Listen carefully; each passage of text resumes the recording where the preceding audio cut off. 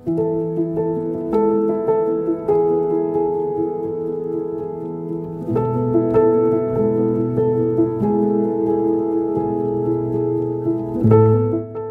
selamat pagi, siang, sore, atau malam. Semoga dalam keadaan sehat selalu. Hari ini saya mau coba cerita soal tentang karya terbaru dari D. Lestari.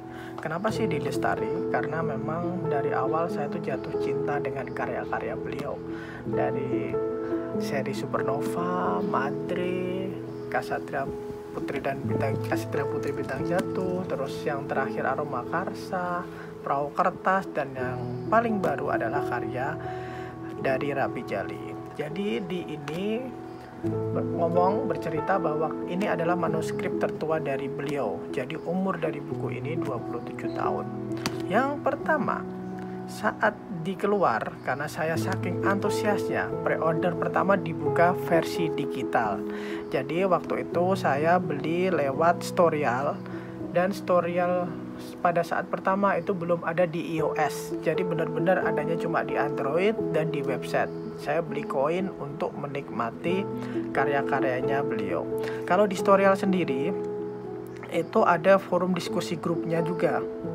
Jadi kita bisa naruh komentar tentang orang-orang yang benar-benar baca di sini. Kalau kita lihat di sini, hari ini sudah hari Jumat kok belum ada juga part 5-nya. Kalau untuk online ini dari awal di launching tentang karya terbarunya, di online ini keluarnya seminggu sekali. Jadi benar-benar kayak kita nonton series gitu. Gila nih, kok nggak keluar nih partnya. Nah, setelah beberapa part sampai di sini adalah part 10, saya itu berpikir dengan ceritanya yang benar-benar bikin penasaran. Sehingga setelah part 10, di itu mengeluarkan versi hard copy-nya. Hasil saya biasanya nih kalau di mengeluarkan buku itu kan jarang nih yang bersambung. Kalaupun bersambung itu pun dari seri-seri yang Supernova itu dengan cerita dan tokoh yang berbeda. Kalau ini saat saya datang, saya tuh kaget banget karena ada nomor 1 di sini. Di hardcovernya kita lihat di sini Rabi Jali 1 mencari.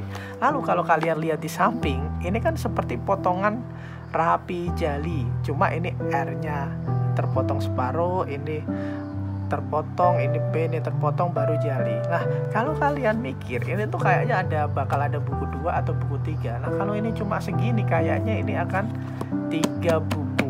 Jadi memang sepertinya ini adalah teknik bisnis baru dari sebuah penulis atau penerbit. Kalau dulu kita selalu melihat istilahnya apa ya, series season 1, season 2. Kalau ini dia benar-benar bikin seri yang berseri. Jadi ada tulisannya 1, 2, dan 3. Dan menurut saya tuh bikin penasaran aja. Semoga ini gak terlalu lama-lama kayak cerita Ikatan Cinta. Nah, setelah saya beli hard copy, apa yang didapatkan? Yang didapatkan dari hard copy ini adalah surat spesial dari D. Lestari. Jadi kalau kalian beli buku, kalian akan dapat surat. Nah, ini adalah tulisan dari Ibu Suri kita, Ibu D. Lestari. Walaupun ini bukan tulisan yang benar-benar tinta, ini paling beliau nulis 1 terus habis itu difotokopi. Tapi menurut saya ini sangat luar biasa sih, menyenangkan sekali. Lalu di hard copy selain dapat surat, kalian juga dapat yang namanya pembatas. Ya, ini samalah. Dan bau aroma kertas. Jadi kalian itu sebenarnya suka hard copy atau digital sih? Boleh loh ditulis di komentar kalian. Nah, setelah itu dari ceritanya saya mau cerita secara garis besar bahwa Rabi Jali ini sendiri adalah cerita tentang sebuah band. Jadi kayak masa muda. Karena ini manuskrip tertua dari D. Lestari, saya melihat bahwa ini adalah masa mudanya D. Lestari adalah tentang musik. Jadi beliau kan seperti yang kita ketahui bermusik jago, nulis oke, dan di situ adalah ada yang namanya Pink. Tokoh utama ini adalah pemain musik, dan seperti yang diceritain di Lestari nanti, setiap tokoh itu punya cerita, dan itulah kelebihan dari Ibu Suri. Dan dia bukan cuma sekedar novel, ada teknis-teknis musik yang dia tanamkan di sini, seperti musiknya tahun 2000-an, ada Tick Band, ada Queen, bahkan ada, kalau kalian suka bermain piano klasik, di sini juga dibahas tentang Chopin. Wah, pokoknya di ini emang luar biasa. Terus saya jadi ingat seri musikalnya di waktu itu yang dia mengeluarkan buku dan musik. Nah, di ini sendiri itu ada playlist di Spotify.